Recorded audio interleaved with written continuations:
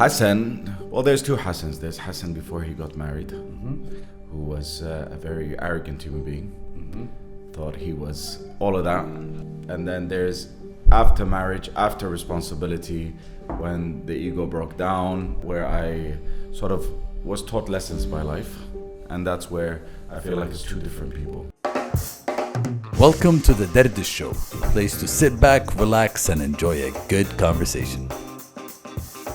And we are live. Welcome everyone to another episode of the Dardish show, a place to sit back, relax, and have a good conversation. I'm really excited for our episode today. We have a podcaster with us, one of the first podcasts I heard in Kuwait. Welcome, Hassan Al-Mosawi. Not one of the first. You told me it was the first. My first. Yeah, attention to detail. My first podcast I heard in Kuwait was Hassan Al-Mosawi. I remember I heard it on a website, but that was a long time ago. Yeah, launch on fire. Yeah, man. Welcome, man. How are Welcome you? to the Mowgli, Dardish show. come here. Mowgli. Can we get him next to me so people think I'm loved? Mowgli, come here. Even animals love him.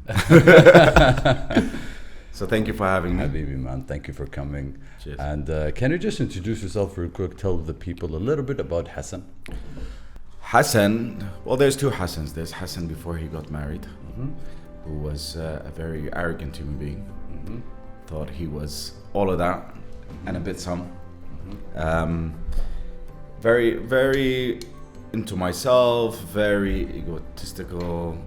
And then there's after marriage, after responsibility, when the ego broke down, most of it anyway, there's still some I'm sure, but where I sort of was taught lessons by life.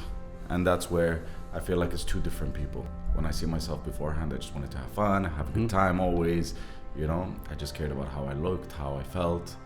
And then after marriage, and I got married very young, 23, and I was a father at 24. Wow. So then I went through from bankruptcy to anxiety to everything. That's when my journey began. And all the lessons in life have been always the downsides, always the tragedies, or how you see, what you would identify as problems. That's what shaped who I am today. And then I've been lucky enough to be to have some opportunities to express my history or express myself, and I had a company. The company did really well, so I got some exposure, and people actually wanted to listen to what I have to say, which was nice. Interesting. And then that's it. I don't know how to. What else to say? It's interesting to say that. How I love how you say marriage changed who I am, and it's brought a side of responsibility. That's the biggest turning point that I can recognize in that time. You know what I mean? It could have been a series of events that led to me sort of waking up to being more responsible, to knowing what to do right from wrong, but marriage is the turning point I can recognize. What about entrepreneurship? Was it something that you've been interested in ever since you were young? To be completely honest, before marriage, I never thought of anything. I just wanted to enjoy. Even my university, I got in last minute. I wanted to take a gap year. Having a career, and what am I gonna be? What am I gonna do? I had no clue. I really, really didn't know, and I didn't care, because I was very social. I love to be out and about. I love to be around people, Yeah. So. And then marriage happened, and then after that, you said that was one of the things that made, that started changing things in your life, right? Correct? Yeah, that's the turning point, because that's when responsibility kicked in. Okay. That's when I was like, okay, you need to make money. You have to build a future. And before that, I worked in NBK for 6 months. Okay. And the beauty of what happened is that everything, Steve Jobs says you can never connect the dots going forward, you always connect the dots backwards. So looking back, so many series of events led to me meeting my wife, then so many series of events led to me going through each stage of my life. So I worked in the bank 6 months, and then I made a bit of an outside deal, made a bit of money, and I said, that's it, I don't need to work again. And I'm gonna be 23. I said, I'm gonna be an entrepreneur, and that's it. And I tried to open one business, didn't work. Second, didn't work. Third, someone showed me a picture of my wife on Instagram, on Facebook. So all these led, one project led to the other, for me to meet that person, for them to show me, you know what I mean? It was a business setting. I went to meet someone and his brother came and he's like, by the way, I said, I want to get married. He said, oh, there's a girl, I think she'll suit you very much. So you had the intention? It's not that I had the intention. I've always said whenever she comes, she comes. It's not about the time. It's not, but I did want to settle down. Like what? Whoa. Which one was that? That was Mufasa. Oh, it was Mufasa. Mufasa literally held the cliff and fell off, like the movie. Yes, wow. Yes. From that angle, I couldn't see it. Wow. He literally, no. Damn. Thank you. That was interesting. Yeah, where were we? Yeah, the turning point, and you were talking about. Yeah, so then I saw my wife online, my soon-to-be wife at the time. Messaged back and forth like 3 weeks, and then flew over to Los Angeles. 3 weeks, something like that. Okay. Flew over to Los Angeles. The day I met her, 50 days later was our wedding. Wow. So I got engaged to her the day I met her. I told you, we're getting married, right? And then I called her mother. I said, hi, my name's Hassan. You don't know me. I'm fully in love with your daughter and I need to marry her. Are you going to come to me or should I come to you? She's like, no, I'll come. A week later, her mother's there. A week later, my mother's there. They're planning the wedding. And I believe, wow. Yeah, June, something like this. And then July 31st, we got married. You knew? July 30th. Something. You knew. August 14th was the wedding, okay? I don't know what we signed. You don't have to explain yourself, Yalda's just as bad. You don't have to explain yourself. Every year, a week after our anniversary, we go, damn, it was our anniversary last week. It's good that you guys got yourself some slacks, man. There's a lot of numbers to remember, especially you're a dad. 10 years now. You got kids too, you have to remember their birthdays and a lot of numbers, man. Absolutely. So that's cool. So you knew from the first day. Oh, of course. And do you have these gut feelings with everything you do? No, there are a few things. What it feels like when everything aligns. Okay, what it feels like a yawn. It's the best expression I've ever heard. It feels like a yawn, like you can't hold it. You feel like you're drawn to it. That's it. It's happening. It's happening. You're scared. You feel maybe it's not right. Your mind tries to kick in, but no, it's just happening.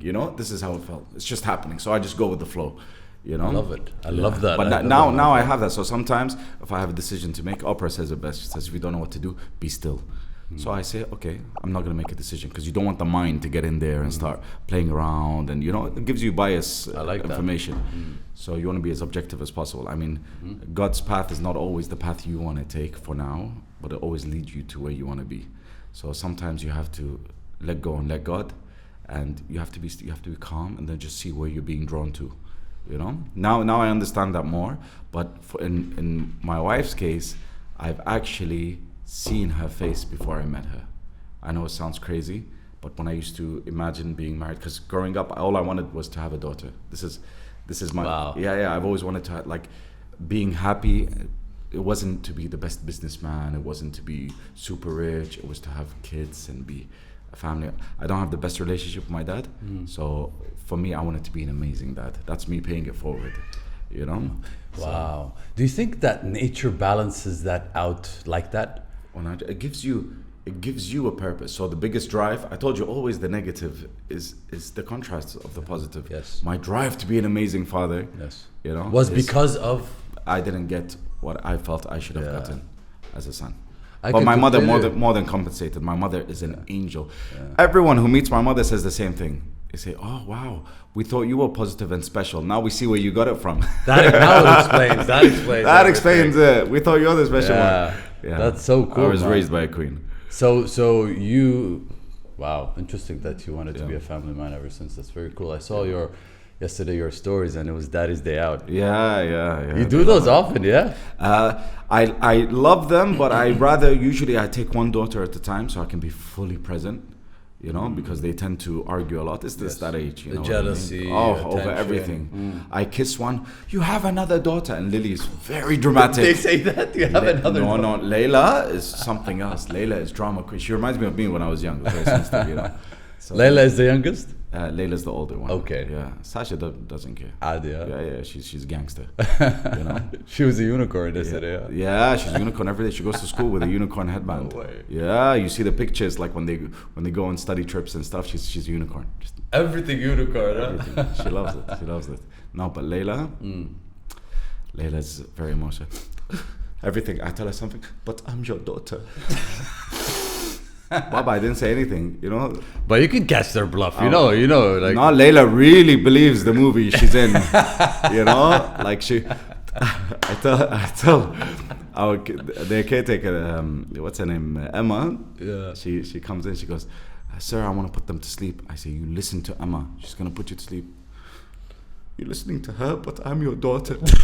Everything. I tell her something. Sometimes I tell her like, "Layla, you're not allowed something." She steps out, and then I see a note come from under the door, and it will say, and this whatever it will say, this big long note over nothing, over like she wants to eat noodles, you know. And I tell her, "No, eat something healthy." And then at the bottom you see like teardrops, and she circles them. And she says, "Tears." Tears. Yeah. Smells like lemon juice. Yeah. She can cry. Yesterday we went to watch Wonderland. Okay. It's a movie and it's fun and we're all laughing. 3-4 times I hear I turn around, she's crying over the sad scenes. And one of the videos that went viral, actually, when we first started Instagram, was Layla crying over Frozen, when the sister gets frozen. No, I remember. Yeah, it's a video, and Layla, and I just took a video from front, and she was 2 years old, and she just crying, watching the movie. So, so it's true. But I'm really proud of that, because I really feel when someone's really in touch with their emotions, they're gonna have a really rich life. You know, when you grow older, you really have sentiment towards things, and you know, appreciate the good times. Let's talk about emotions. Yeah. Let's talk about emotions. So, obviously you're somebody that's very empathetic, somebody that's emotionally intelligent, and I remember around a year and a half ago, you posted something on your Instagram, and it really resonated with me. I'm not sure where you were, but you were holding a card or a number, and you mentioned that it's okay to not feel good sometimes, and it's okay to feel depressed. I was in the psychiatric ward getting my medication. Yes. My anti-anxiety medication. Yes. Okay, this has been a topic that I spoke about once, and I've had a lot of people come back to me and they want advice. I can't answer everyone, you know what I mean? They send, because especially when you're empathetic, and someone tells you all their problems. I'm not at the stage where I can read someone's problems and not feel bad, you know what I mean? Yeah. Although I should, because it's their issue and they will come out of it. You know, it's only temporary. And I know how much anxiety has helped me. It was like the rocket fuel to all my success, 100%. And I'll tell you exactly the turning point in my life. So, and a lot of people ask me, so this is a very important topic for me, and I'm very glad and I'm thankful that you brought it up. So what happened was, I was at the psychiatric ward, and I took a picture and I said, it's okay. There's nothing to be ashamed of, because anxiety is a big taboo, although it's the #1 rising problem everyone is facing due to stress, due to social media, due to the level of competition that we're having these days. You're always comparing your behind the scenes with people's 5 seconds on Instagram. You're seeing people smiling, and no one is really, and even our interactions are not as deep as before. Before, you have a couple of friends and you know them deeply. Now you how many people do you know now? You know, because of social media, very you're true. Connected to many more people. So you see them on the surface. You don't get to dig deep, so you don't realize that everyone has issues. So you have distortion of reality, that everyone's happy and I am not.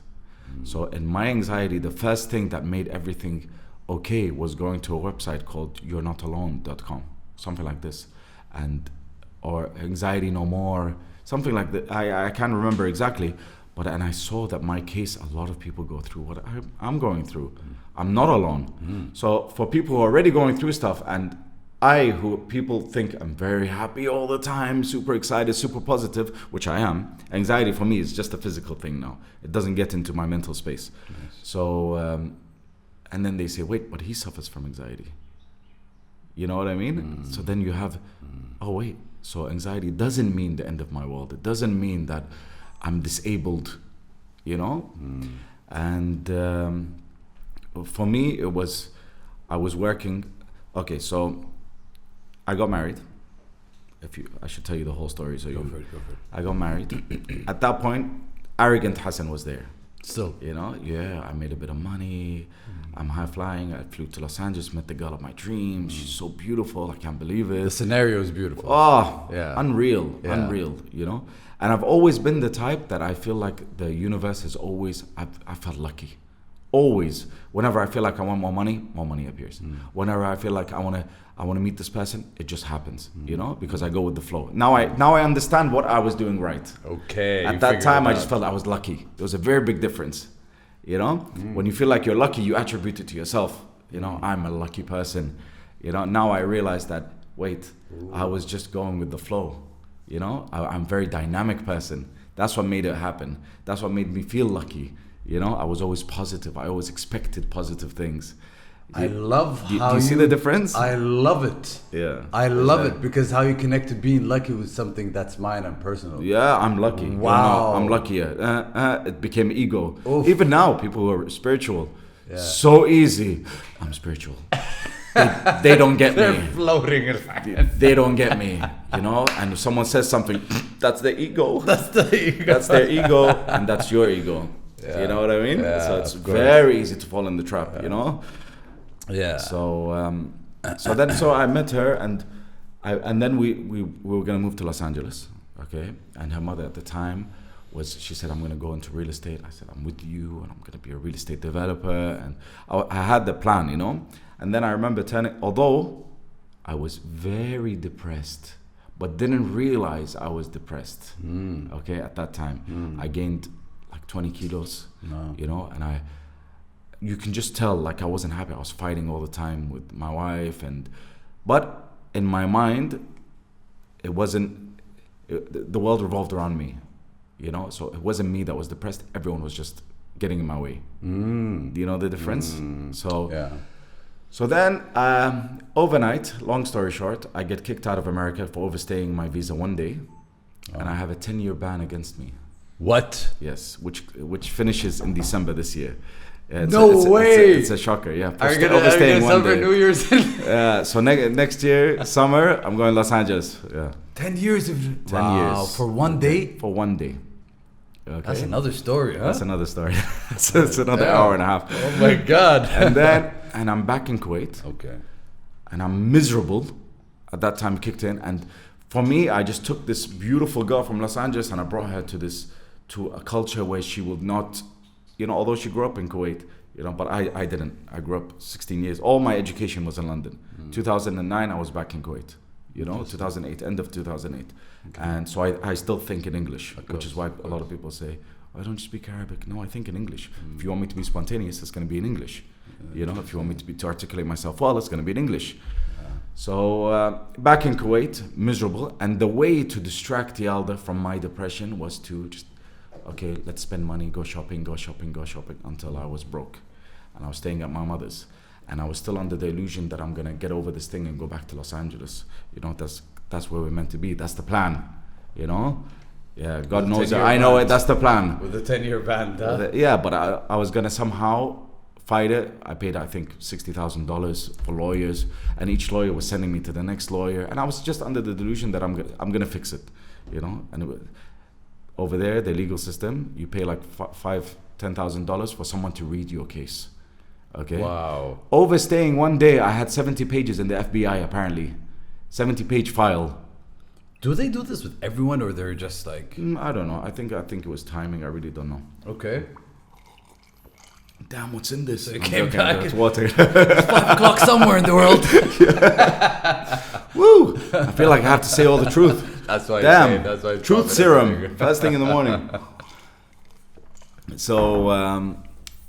then I was completely broke, and my mother, at that time, she was my biggest enemy. But now I look back, and it was the best thing. She was God on earth. No, we have to cut that out. You can't say that. No, it's not. Staying. Staying. My mother's. Well, God uses people. God uses people, and he used my mother for tough love because Yeah. I was not listening. I was stubborn. I'm the lucky guy. Still, Wow. And this was in your mid-20s, I'm thinking, and around this 20s. is 24 or 25. And then she said, no more, like, I'm not going to help you financially. You're going to leave. You're going to leave. Her house. I was staying in her house. At that time, I had no money. So I stayed at her father's house. For a man who married their daughter and swept her away like a prince and then has to come back and stay with her father, you know, it was not good for me. For my ego, Wow. not good. Then, okay, I'm going to get a job. I'm a very positive guy. I have excellent communication skills. I'm going to get a job. Nothing. Until I worked logistics company. I was going door to door, knocking. Selling. Would you buy logistics? Can I ship anything for you? Can you imagine? And I remember it was 50, 60 degree weather. I don't know what it is in summer. And my back would sweat. And no one looks at me because they don't know I'm Kuwaiti. Apparently I don't look Kuwaiti, you know, and it's a very monopolized industry. So I was sort of exiled from it. In 1 year, how many sales did I make? 0. Me thinking that I am the best salesperson ever. Although I'm very innovative. Yeah. So at that time, I wanted to automate things, and I made a plan how we can automate the sales. And I said, listen, we sent 400,000 emails, and people just put I wanted to give digital quotes at the time when there were no digital quotes. Shipping companies, I wanted to do freight forwarding. There was no So freight you were forwarding. actually like creating. I've always had access to creativity, you know. But nothing was implemented because it was a very old system and they just want to go knock on doors. You're a salesperson, you make 250 KD and go sell for 300, I'm happy. You know, make more than your salary, I'm happy. This was the notion they were going by. So knocking on doors, and every time I get in the car, I just cry. And in 1 year, I sold 1 sale. Yeah. Wow. 1 year. And that was because the guy came into the office and no one would speak Arabic. Even I didn't speak proper Arabic. But somehow I made the sale. And it was already sold, maybe. Yeah, 100%. He just needed it. It was desperation, you know? Yeah. So that was a big smack to my ego again. And at that time, Yalda and I think I'm oversharing. She's gonna message me. It's not live, Adi. You have time to. I think she's worried in advance. Let's put the phone on silent. What are you saying, baby? They can hear us on the phone. So... at that time, we used to, every night, she would hold on to me. We look up and say, one day we're going to be like this. One day we're going to be like this. One day, you know? And we used to like tears, both our eyes, you know? We imagined this life that we want, you know? But both of us were miserable. Okay, we'll get to that in a bit. But then, basically, this was the glue that gave me and Yalda what we needed to be in a strong relationship. I didn't see that at the time. You know what I mean? Now when I look back, every time we fight, all we have to do is look at that time together. Look back and say, remember where we came from? And it just makes us so happy and it reminds us why we love each other. Reminds me specifically why I love her. Because at that time, then we had a child, by the way. Layla was there. So Layla, I remember one time I didn't have money. I wanted to order pizza, and I put my hand in the couches looking for 100 fills like this, just to buy pizza, and I couldn't tell anyone I was struggling, you know. Wow. And then it just kept going on and on and on until one day I had symptoms of a heart attack. So my left arm held it, and I fainted, and then I couldn't see. The room was spinning. I went to the hospital. Nothing's wrong with you. Did the ECG. Nothing's wrong with you. 2-3 times in the next 2 weeks. Same thing. They tell me nothing's wrong with you. Then one doctor came and he said, I think you need to see a psychiatrist. And that's when I said, okay, I'm crazy. By that time, by the way, I was drinking a lot of Red Bull. It's one huge factor. Okay, I used to wake up, 2 large Red Bulls, 4 cigarettes. Very unhealthy. And yeah, because the hours were long and my character is high energy. So when I'm low in energy, I don't know how to just go sleep. I need to, Get it up, you know? Yeah. So all of a sudden I'm back in the house and I just go to the corner and I'm just rocking, thinking I'm crazy. High anxiety. I do not wish it on my worst enemy. 9 days, I lost 10 kilograms, not a wink of sleep. You know what, have you had a panic attack before? Had an anxiety attack. An anxiety attack. Yeah. You know when you can't breathe? Yeah, And it yeah. just, I had that for 9 days. Straight. High intensity, 9 days. Half the time I'm over the sink because I'm trying to vomit and nothing's coming out because there's nothing in my stomach. I didn't eat, I didn't sleep. 9 full days. That's it. And then I went to the emergency room, and I would not, because of how taboo it is, I did not turn to medication. That's why it lasted 9 days. Huh? That's why it lasted 9 days. And in my mind, I'm still a very positive person. And from age of 15, I've been very spiritual. But the spirituality turned into ego. You know what I mean? At 15, I was like a bit suicidal in my thoughts, and then I found positivity and everything. So I just went overboard, and then it became, I'm just so lucky. I'm just so amazing. You know what I mean? Yeah, in such a young age, huh? Interesting. At such a young age, yeah. And then I went to the hospital finally, and they gave me one pill, and it was all gone. All the anxiety was gone, just in 1 second. Just like that. You know? I didn't deal with it. It wasn't gone forever. Yes. But that 1 second I said, nothing's worth it. You know? And then it came back, of course, right after 20 minutes or whatever, after the medication wore off. I went on a plan and I started healing, you know, physically. So lots of people, what they do when they're anxious is they internalize their anxiety. It's because of this, it's because of this, it's because of this. 70% is physical. Okay, there's an imbalance in your hormones.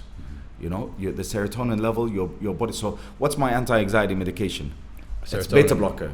So when you have serotonin, happy hormone, yes. your mind just absorbs it back in. So it's very limited in time. This blocks the absorption, so there's more serotonin in your brain. And that balances out. Ooh. So it is very physical. So when people tell me, but I feel, I say, fix the physical. Okay, don't stop having coffee, stop deal with smoking, the emotions. and deal with the emotions, but physical first. And in those 9 days, I went to a psychologist, and she made me more nervous. I went to her, and I don't forget this woman. She really disturbed me.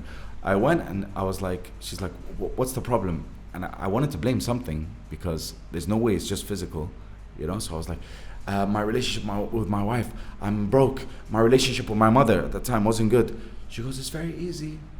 Let your wife go back to LA, go live with your mother and live off your mother for a bit. Ooh. What? She got your bluff. I like that. No. So, as a psychologist, she's not allowed to tell me what to do. Yeah. Do you know what I mean? Yeah. And I told her, you're making me more anxious. Yes. She didn't understand my problem. Wow. And this woman is treating other people. Can you imagine? Wow. You know, so we went back.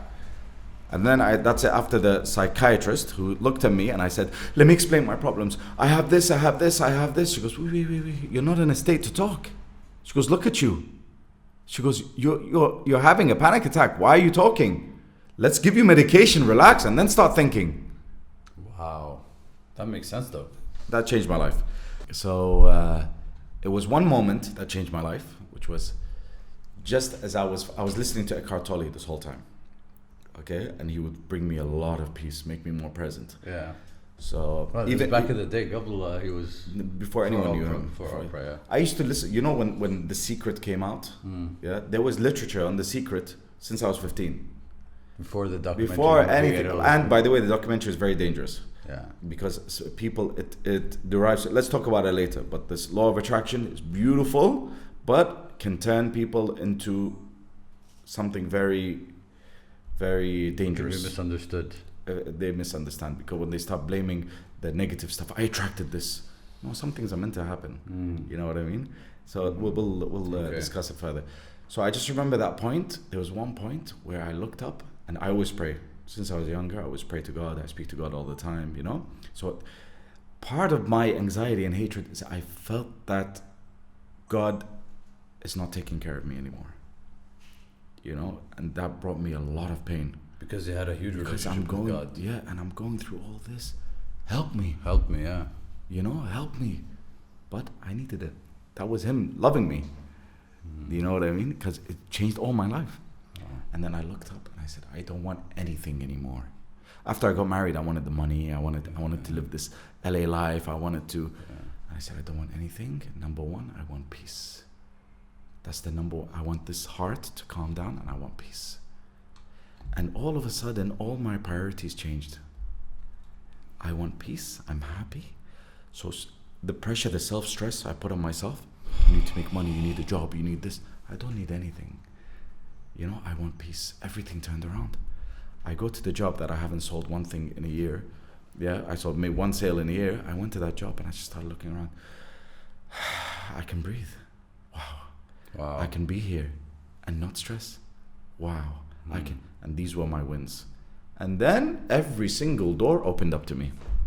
Wow. Within a month, I changed jobs. I was working KOC, which someone by mistake told me. I'm lucky again. By mistake? Just told me, oh, I applied to KOC. Have you applied? I didn't know what the oil companies were in Kuwait. I wasn't raised here. I don't know that it's a really high profile job. Yeah, true. To go. I did the English test. I got, I think, 100 out of 100. Wow. Yeah, and even the accounting test, I nailed it. Even when they gave out, I had the highest score amongst the things just started to... Everything. And even, by the way, I got an apartment at that time. I didn't have money to pay rent. But one of those yawns that I felt like I needed this apartment's for me. And I took it and I didn't have money to pay rent. And just before rent was up, I got the job and I told the guy, wait, my salary's coming in, everything worked out perfectly. And from then on, anytime anything goes bad, I have my peace. Wow. And I just looked at life differently. What a beautiful Now mantra. I'm playing. Now life is different. Nothing is... I took away all the factors. They became powerless over me because I have peace, I'm happy. Do you know what I mean? They became powerless. They became powerless over me. So even... And I've tasted poverty and I've tasted the worst I can ever... My inside was my demon. I had a demon inside. It felt every time I have I'm in anxiety, I feel like my soul is leaving my body. I don't wish it on anyone. The feeling, people would know who have anxiety. It's not, you're not in control. There is something inside, you know? Yes. So I had the biggest demon inside of me. What things external can affect me? You know? And with time, every now and again, I do go down and just like anyone else, but I always have these key reminders, you know, where I can sit back and be so grateful. And the more grateful you are, the more things line up for you. Because what is being grateful? Gratitude, by the way, is a life changer for anyone. What is being grateful? To me, I think being grateful is embodying what... Incorrect! No, I'm joking. Go on. Thing. And I really think it's a tingly feeling because I can think that I'm grateful and I can feel that I'm grateful, Danny. I 100%. truly believe it. Like, but what is gratitude? Is not comparing yourself, and it's a very good question. I've never heard about it. Maybe it's appreciating what you have, not comparing yourself to what others have and what you don't. I'll tell you how I see it, and then the literatures when I read, it all falls in this line. So you believe that out of all the scenarios, you have to have these two fundamental beliefs. Out of all the scenarios your life could have gone, you're meant to be here and you're meant to be here and now. You believe this or not? Yes. Okay, there's no coincidence. Yes. So, and God has a purpose for everyone. We meet, there's a purpose. Me sitting here, there's a purpose. You doing the show has a purpose. Everything has a purpose, correct? 100%. So when you're if God shows you every possible direction your life could have gone, you would have chosen this one. So you are now living the best moment you can ever live. The only way you acknowledge it and the only way you align with God's plan is saying, oh, thank you for this. Because that is the best. Any other thing than thank you, they say there's no prayer that exists except thank you. Because you are already getting exactly where you need to be. So why would you pray for anything else? You pray, means that my what I want and the reality is not aligning. It's not aligning. Yes. But actually it is. It's already aligned, so thank you. Whether it's good or bad. It's already aligned. Wow. Do you get me? So how are prayers supposed to sound like? They're supposed to be filled with gratitude. And sometimes we want things. And sometimes it's okay to pray, but you're praying really to align yourself with what you want. You're not saying, God, bring me this. God, make me the person that gets this. Or prepare me to receive this. Because it's like when I tell you, close your eyes, how many red things are in the room? You don't know. But when you look at how many, what you're looking for, we get I think 40 million pieces of information at any one time, but your mind only absorbs 20,000. So which 20,000 are you gonna see? Is which are you looking for? So constant prayer aligns you to where you want to go. And I think that has a lot to do with the law of attraction kind of thing. 100%. When you seriously start, when they say you focus on things, and then they've always been there, these things, but you just decided to focus on. It's like when you buy your Range Rover. Yeah. Doesn't everyone have a Range Rover? There's no car on the road. My neighbors have the exact same Range Rover. Every time you park, someone next to you has the exact same Range Rover. Kidding me? Yeah, when I bought my car, I said that no one has this color. Everyone has this color. Now you'll see.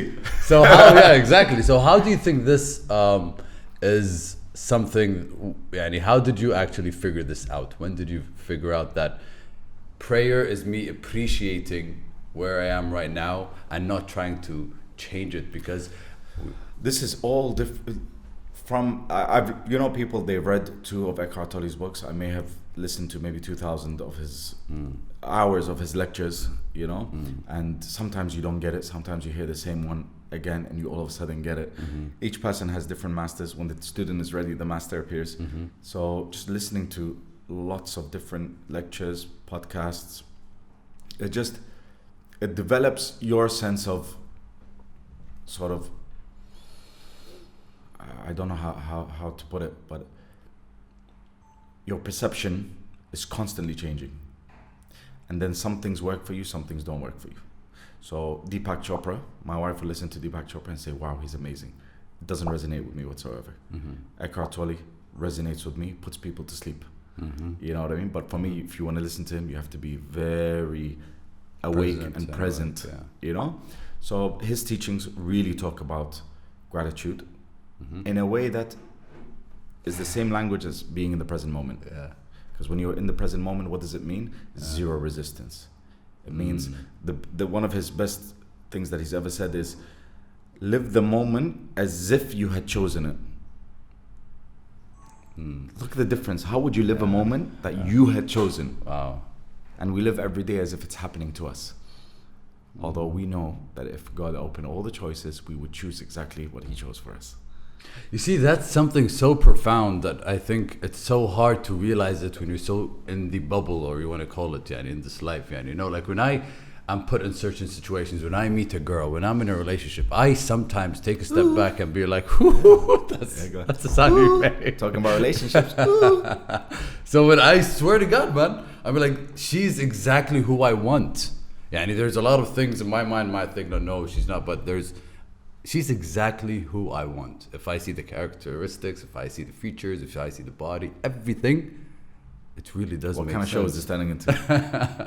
Now you're here. 2018. But seriously, man, like even Eckhart, he talks about how when you follow a thought and you entertain it, and it turns into like a dog sniffing something until you reach somewhere, then you start crying, and then so it's really.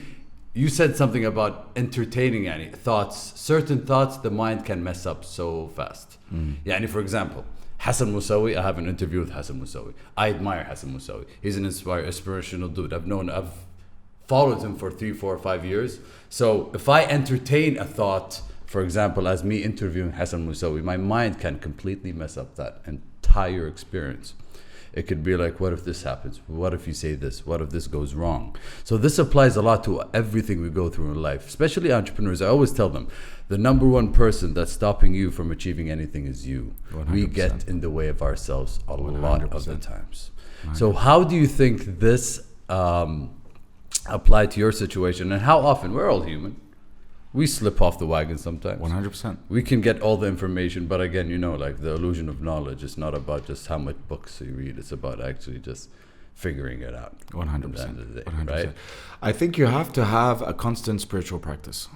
Okay. So before I came to you, I went, I had a coffee, and I was trying to be as present as possible. Okay. I know it sounds very cliche. Sometimes you don't have this luxury, because I was nervous too. Okay, I don't know. I didn't know how things are gonna go, but I know, like a yawn, I had to come and do this show.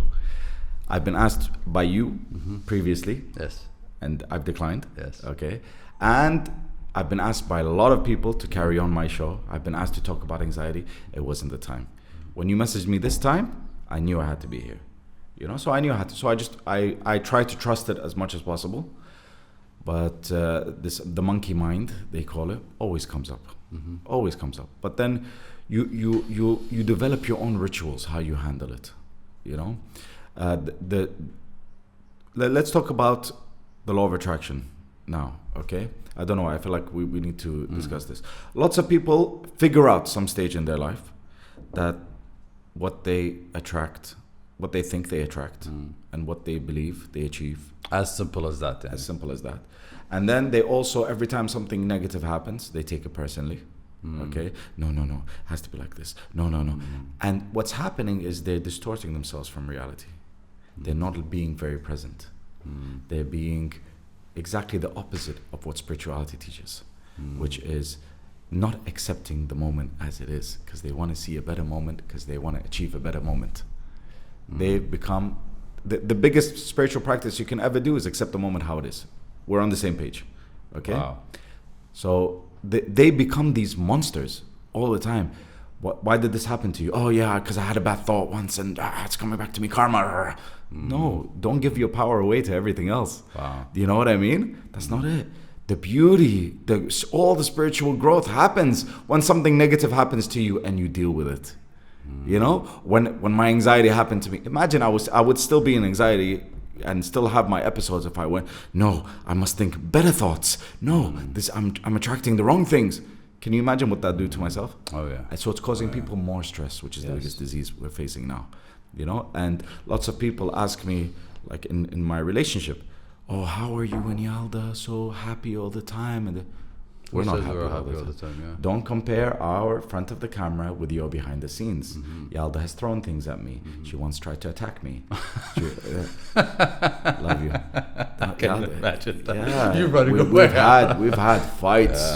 You know what I mean? And I've had recently. I've controlled my rage. I've had incredible rage. I get agitated, and then I picked it up from my father, from my brothers. Like in our family, we have this aggression.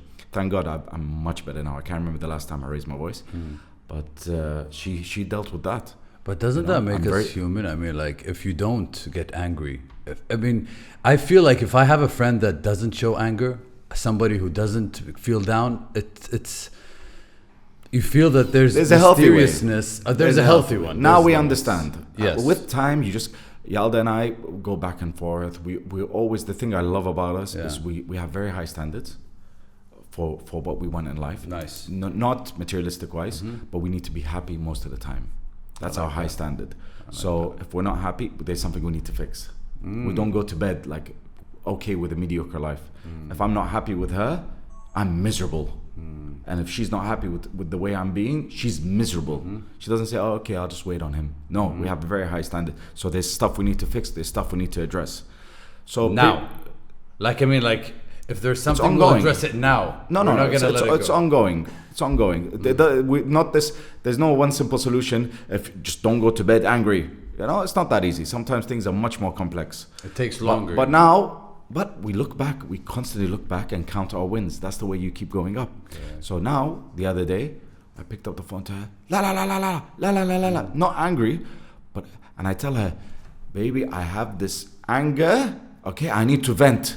She absorbs me. Khalas, she doesn't take it personal anymore. We've distinguished what's personal, what's not personal. You know, anything I do, sometimes I tell her, where have you been? This. She feels guilty. Yalda has a very high sense of responsibility. I have to be the best wife. I have to be the best mother. I have to be. With her work schedule, this month she traveled 4 or 5 times. It gets very overwhelming. So sometimes I tell her, where have you been? This. She feels she's not as attentive. She takes it personally. Now I tell her, don't feel guilty. This is my expression of me not getting enough of you. Wow. We understand the difference now. Yeah. You know what I mean? When I say, why aren't you sending me messages? Why aren't you calling me? Don't take it personally. I'm just saying, hey, I miss you here. It's very simple. I love that. It's like when they say, any person who speaks to you, if what they say does not come out of love, it's a cry for help. Wow. So if someone is negative to you, it's a cry it means it's come from a place of lack. Of insecurity. It's not a place of abundance. Yeah. So that's a cry for help. Yes. Wow. Do you understand what I mean? That 100%. changes everything. That changes everything. That makes life way easier, especially when you're dealing with people. But yeah. last week I want to throw an ashtray on someone. It happens. You know, 0 to 100 real quick. It happens. It happens. And then all of a sudden, no, this, when you have time to reflect. And then the next time you just want to deal with it a bit better. That's a win. Do you think it's a space between these things that happen, like how fast you figure out that you're throwing a tantrum and it's just... Yeah, and with time, the more you have spiritual practice, the best spiritual practice for constant growth is observation. Observe yourself, you know? And sometimes when that's why anger is like your enemy, because you become consumed with it. You don't observe anymore. You know? And do you think that the only way for you to be able to... these are tricky emotions that people don't usually experience. Because I have a lot of friends that are single, and I was single, and I realized that being in a relationship, being in a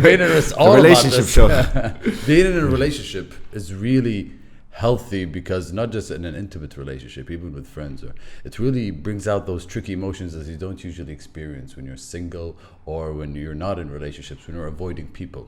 Like when people tell me I'm just going on top of the mountain and meditating. I mean, that's easy. Like a guru once said, if you think you're enlightened, go spend the weekend with your family. 100%. So I think that... Even, by the way, in Islam, there's God prefers the mu'min who deals with people and is patient, rather the one who isolates himself and does not practice patience. Wow. Yes. Wow, I like that. But everyone has a purpose. Everyone. Some people have a purpose of just going and meditating. Okay, in the biggest scheme of things, some people are more people's people, but definitely the more you enlighten others, because we're all on the same journey. Yeah. So the more you are with others, the more you enlighten others. Yeah. Definitely, there's a different satisfaction for yourself, you know. But you can't get consumed with it, because once you depend on. Once you see yourself, the ego kicks in and says, yes, I help people. The moment they stop feeling helped, you feel useless. You've given your power to them. 100%. You cannot. Sometimes I am, sometimes I'm not. I don't know. Today I might be helpful, I might be not. I like just that. To keep it simple. Don't label anything. Be fluid. You know, because then it's like I always say this thing that being good looking for women. Thank you. Yeah, I'm sorry. Especially you. But for people, it can be the biggest curse, because growing up, okay, and I feel like Yalda and I to a certain extent suffered this. Growing up, your people are praising you for something that you did not achieve. Something you were born with, wasn't your choice. It's a blessing, it's grace, you know? And then all of a sudden, it's like they put a crown on your head. You have to live up to that crown. So your appearance really matters, because you don't want to let anyone down, and you don't want to feel like you're going backwards. You really care about how people see you. There's a lot of ego trapped in that, you know? And the one thing that astonishes me with my wife, it astonishes me. From the moment we met, and that's the moment that I was like, I'm the luckiest man in the world. We were getting a manicure, pedicure together. I mean, she was getting, I was just there watching football. No, doing something masculine. I was shaving. Yeah, I was shaving on the side. Yeah, my chest. And then we were sitting, and then the woman, this little Vietnamese woman, was like, oh my God, she's so pretty, you're so lucky. She's telling me, she's like, you're so lucky. A good accent. And then she turned to the woman and said, no, I'm the lucky one. I was like, damn, she's humble too. Damn, she's pretty and she's nice. So from the moment I met her to now, 1 million followers, it's never got into her head. Wow. It's the most astonishing thing. Wow. So I learned from her. Yeah. It's never got into her head. That's crazy. Never. Though. That's so crazy, so hard. A compliment can never make or break her day.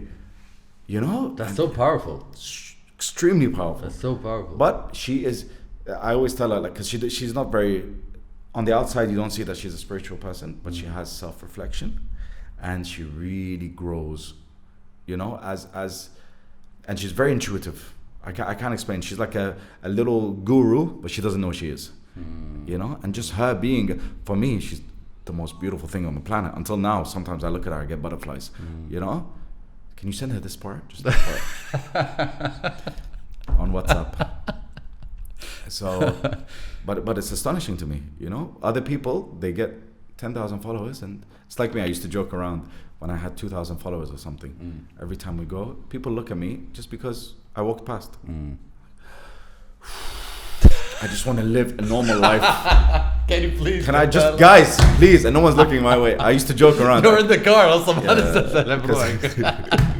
I used to do that a lot to like tease my wife, you know, that they hear from me, not you. And, you know, so we've always taken it lightly. So it hasn't changed anyone, and this. But because she's always used to the attention, so extra attention. This is one way to look at it. Extra attention. Some other people, they got followers. They've always been bullied. They've always been not been the best looking or the most charismatic person. So when they have followers, all of a sudden gets to their head, you know?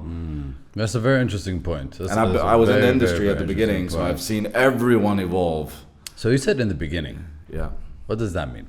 We're the second company to open a social media company, marketing company. Okay. Yep. Okay. Yes, I knew everyone before anyone hit 1 million. Okay, really? Wow. And I worked with every single person.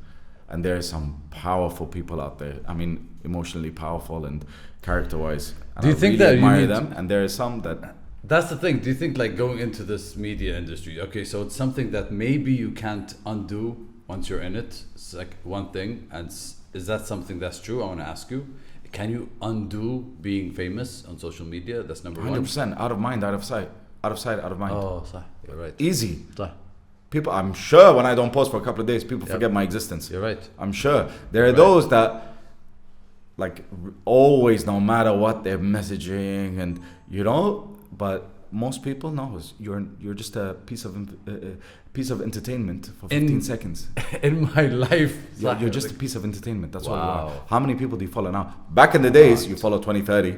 Now I'm following 3,000 people. Yeah. You know what I mean? Yeah. So when does out anyone... of sight... Out of mind. That is beautiful. What's your definition of self-love, Hassan? Please don't be funny. Come on. Back to that show. I know you can't. Come on, man. Self-love. Respect yourself. Do what you love to do. The biggest self-love, don't compare yourself to anyone else, but really respect your timing, respect your own journey, respect your own thoughts, respect your own feelings. And this is probably the biggest challenge ever, which is not to compare yourself or not to be in the rat race.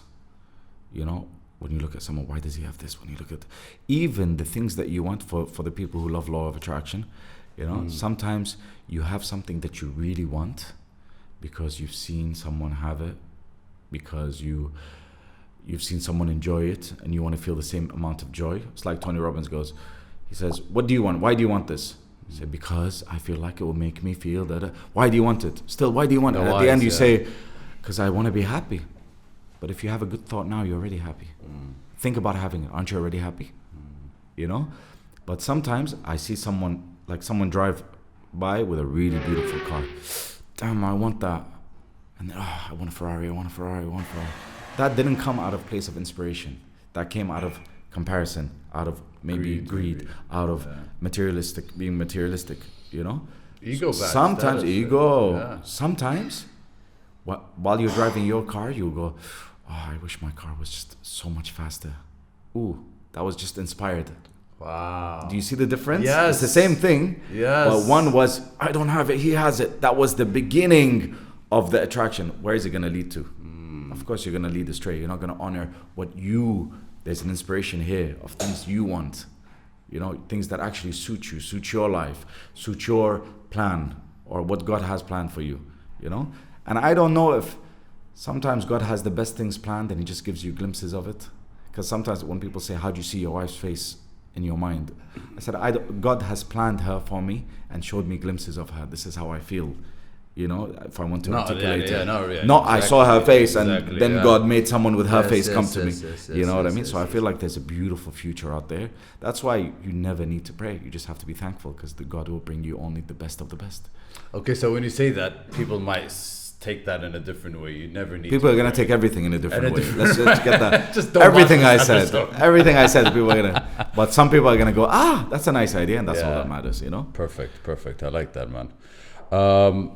And I feel good, by the way. This is therapy for me. Yeah, Of I course. completely believe that, man. Like, I have to. This is my win. I'm talking. It feels great. I'm talking to you. You're very enlightened. I love how you talk. You know. So we're having a back and forth. I'm enjoying this. That's later. If it does well, if people resonate, if people spark new conversations with me, if people demand more, and all of a sudden I am able to provide more. You know, we do more episodes. That's later. My win is now. I'm here. I'm talking. I'm enjoying. I'm having a beautiful Saturday morning, and that's it. I love that, man. Yeah. That is beautiful. I feel great. Tell me, Habibi, man. Tell me, first of all, thank you so much for saying that. Second of all, tell me about when you say these wins. Those words are powerful. This is a win. This is my win. So you're constantly bringing yourself to the present moment. I love that. How does this? Do you usually, are you able to make other people bring them into your little wins, or is it something that you have to yourself as you go through life? It's something that works for me. I'm an achiever maybe. I constantly like to feel like I'm achieving. And psychology says that the more you feel like you're achieving, the more you will achieve. And I'll take any reason to be grateful. Any reason. Nice. You know? Nice. And I live each moment as if you had chosen it. So I have to bring as much of my happiness into each moment, as much of my progress as if there is no other moment. You know, so if I can celebrate something now, I'd rather celebrate it now, you know, and not wait for bigger things. No, this is a win, done. This too shall pass. Yeah, it's a win. Do you know the story of this too shall pass? I saw it in a ring. That's exactly what it is. Yeah. So there was someone went to a Zen master. I think he was a king or something, and he said, "When I'm happy, I'm very happy. When I'm sad, I'm very sad. What should I do?" He said, "Take this ring," and he said, "Inside it, this too shall pass." He said, "Look at it and rub it. Not only at hard times, because that's what people say every time they're miserable, this too shall pass, this too shall pass. But then they forget it when they're happy. When you're happy, this too shall pass. So really enjoy it. Be grateful for it." Do you know what I mean? It's a two-way thing. Everything is fleeting. Everything is fleeting. So just enjoy it. You know? It's such a beautiful yet scary concept too. And it's so beautiful to know that everything shall pass, but at the same time it gives you that wanting to take advantage of every emotion that's put into every moment. 100%. But that's beautiful. It is. It's not scary. It is. Yes, you're right. It's not scary if you're not taking. It's scary if you're not embracing those moments. The biggest thing you can ever do, and Steve Jobs even called it the best invention in the world, is face your own death. And people who meditate and with a bit of knowledge, they know there's no such thing as death. As Eckhart Tolle says, you don't lose your life. How can you lose your life? You are life. You know, you may shed your body, but you are life. There's an essence inside you, you know, which is life. So when you meditate and there's no ego, there's nothing, there's just a being, you know, that's what I believe death will be like. You know, when you die, you shed the ego, you shed the body, you shed everything, and it's just pure being alive. Yep. So when you realize that you're gonna die, you stop taking things very seriously, and you start enjoying everything. And you know everything is fleeting, and you know that you're just here to have a beautiful experience. Doesn't mean it's the exact opposite of what people say. That means I have to achieve everything in 2 years. No. Doesn't mean that. It means it's okay as long as you're enjoying the journey. And the more you enjoy the journey, the more you enjoy life, because it's about the journey. Back to you saying the little wins, because it's the journey. I'm waiting all my life for one big win. Exactly. I'm waiting till I made it. I'm waiting till khalas, I can sit back and have a house. Some people have that. In my life, I'm gonna be or the one I really don't understand is I want people to remember my name. Legacy. No, look, legacy, because I work for someone who's building a legacy. You know, legacy is different. He's doing it not for himself, for his family, for his kids, because he feels the honor and the privilege that was given to him, and he really respects it from his father. You know, but some people literally, I want people to remember me. Let them remember you as beautiful memories. Let them remember you. Not you go all of your life to be remembered when you're not even here to enjoy it. Doesn't make sense for me. That's ego, right? That's ego. That's a complete ego. That's I want my ego to stay even when I die. Yes, It's next level ego. Yes. And that's and you're talking about death, man. Like, I don't know where I heard Rumi saying that when I die, it's the day I'm gonna get married again. It's like now we're going very spiritual. Now you're gonna get the hate comments. now we're gonna get the hate comments. Now you're gonna get. Bro, we've been blowing. That's godly love. It's that beautiful people don't because- like to associate with. Yeah, man, because no, honestly, like all there's so many experiences in life that people intentionally go through just so they can have a near-death experience, just so they can face that fear, which is you can go ayahuasca or whatever. But Alan Watts, he says, you're going to arrive in a place just like it was for the first time. Just like when you arrived here, it felt like it was the first time. So having that beautiful concept, it's like shedding this weight off my shoulder, you know? Because just, like you said, facing that and not having that care of that heavy burden that all of us inevitably are going to face just makes life way easier, I think. Like you said, it won't You know make that death is the second most feared thing in the world? Second. What's So, number one? Public speaking? Public speaking. Yeah. Yeah. Can you imagine? Yeah, that's crazy, man. That is crazy. That's the thing, though. Like, let's talk about why public speaking. Look, I don't necessarily fear death. I don't think I do. Okay, especially the times that I'm very calm and present. You know, when the ego is there, of course it fears death. You know, when I'm in the middle of something, maybe the thought of death would. But most times, death is something very peaceful. But I'm really enjoying the journey too much. I'm really loving it. You know what I mean? Like sometimes, like I really love it. Like not as Hassan. I don't know what happens to me, but Hassan being alive, I like this Hassan. You know, I know. He's achieving stuff. Yes. You know. Yes. I want to see more out of me before you know.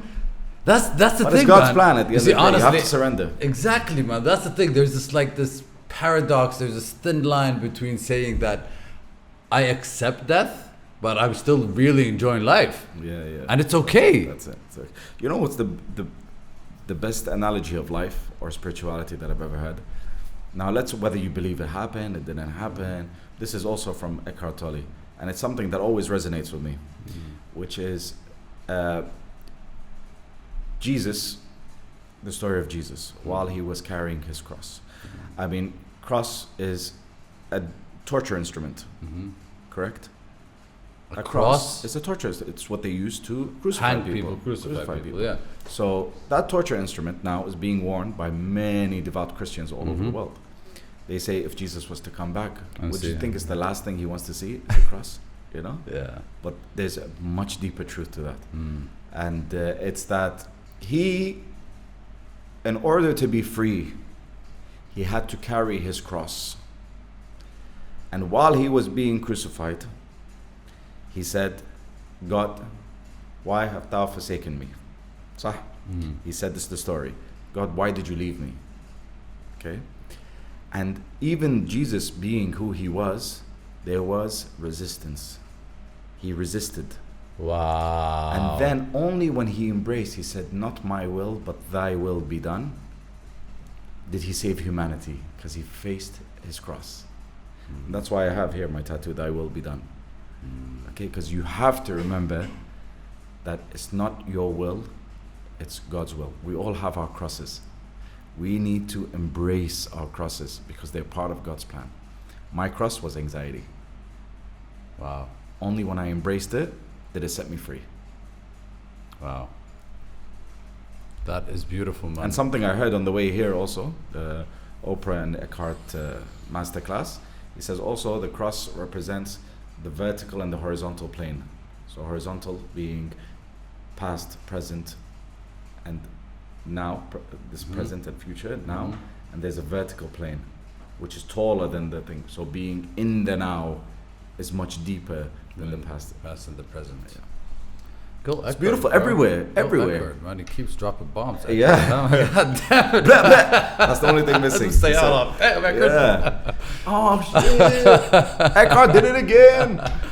That's amazing, man. I love that you said that. It's just that you not fighting resistance. Okay, so I'm By the way, this knowledge is everywhere, but in different. I don't like to talk about Religion, Islam so much because a lot of people are they may have different views, you know. So I talk about what's being discussed, and also a lot of times when I hear, you know, hadiths and stuff like that, they shake me to my core, because I'm like, it was there and I didn't see it until I made the realization beforehand, you know. And the wisdom is just everywhere, all the books, it's all one truth at the end of the day, you know.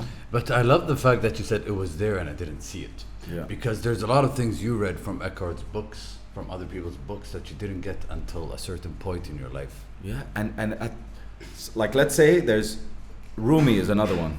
Rumi is fantastic, you know. So he has a very beautiful quote. He says, how do you expect your mirror to be polished if you are agitated with every rub? Okay. So for me, that's like a unreal. Okay, you see, you felt it. Yeah, man. You felt it. Yeah, man. First time I read it, floored me. Then other times life is going great. If at that time you showed me this one, I go, yeah, whatever. Exactly, you know, but now then when I go through struggle, I need to hear that one again. You know, so it's all different truths that you need to keep reminding yourself. Yeah, reminding yourself. That's self-love. Your cat there licking itself, spoiling itself. You guys don't know what to know what the cat is licking right now. That's self-love. That's self-love. One leg up. Just digging down there. Oh, wow, that's funny, man. Okay, so I'm going to be the devil's advocate and I'm going to tell you something. Tell me. Okay, so what you're saying, or what we're discussing now, because I love talking about free will, you know, and Sam Harris has this amazing book called Free Will. It's a very, like, 60-page book, and he talks about free will. And I love asking people this question. You know, so many different spiritual leaders or so many religions have different explanations when it comes to free will. Some religions say that everything is written. Others say that you chose this in a previous life. So, because I ask people and I ask myself, did I choose? We spoke about this too when you said she didn't choose being beautiful. It's something that was given to her. So, did we choose our gender? Did we choose our parents? Did we choose the first 7 years of our lives, the things we experience, which shape most of our brains? Do we have free will? Okay, I'm gonna answer it as Hassan. I don't remember choosing anything. I might have. I have no clue. I just know my truth, which is I feel that I've come here to experience the world. And I do believe that we've come as children to forget sort of where we came from, and then there's a going back to God. I do believe in that because I feel my heart yearns for it. I feel when I'm still, when I feel connected to God, I feel complete. I love it. What we do on the surface level, you have free will, always. Okay, because at the end of the day, I can't pick up a gun and shoot myself in the head. You know, so I feel there is free will. But you also have the choice to live your best life, which God is ready to aid you and take you in. So I feel like you have a purpose. You can wake up to your purpose, and God is there waiting for you.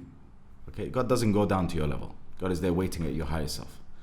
So He's there, and you can rise up to the best you can be, which only then it will make sense exactly why you went through everything, and your whole history makes sense, and you'll feel like you've chosen it, because only Eid, who's been through that and that and that and that and that and read this book and this book and this book, can have this effect on a podcast.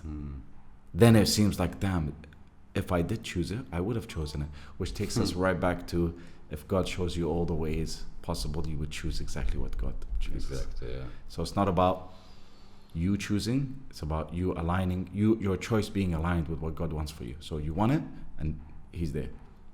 And it's like you're not separating yourself from God. It's like... I didn't want to say that. Let's not go there. With time, I've learned where to draw the line. I know, man, I know. It could get nasty real quick. Yeah. I completely understand. It's beautiful how you put it, man. It's beautiful how you put it, Saraha, man. I really wanted to talk about so many Of course, things. you know I'm going to leave and I'm going to be like, I could have said that a little better.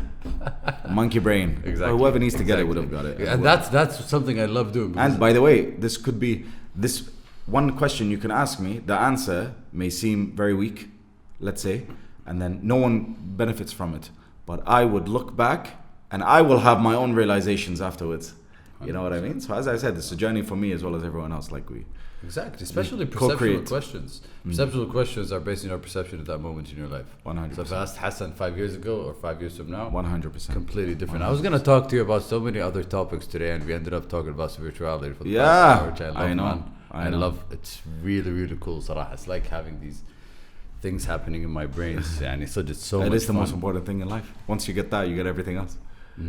These realizations. Such a win. I'm sorry, but it's the best business deal on the planet. Be grateful and I'll give you more.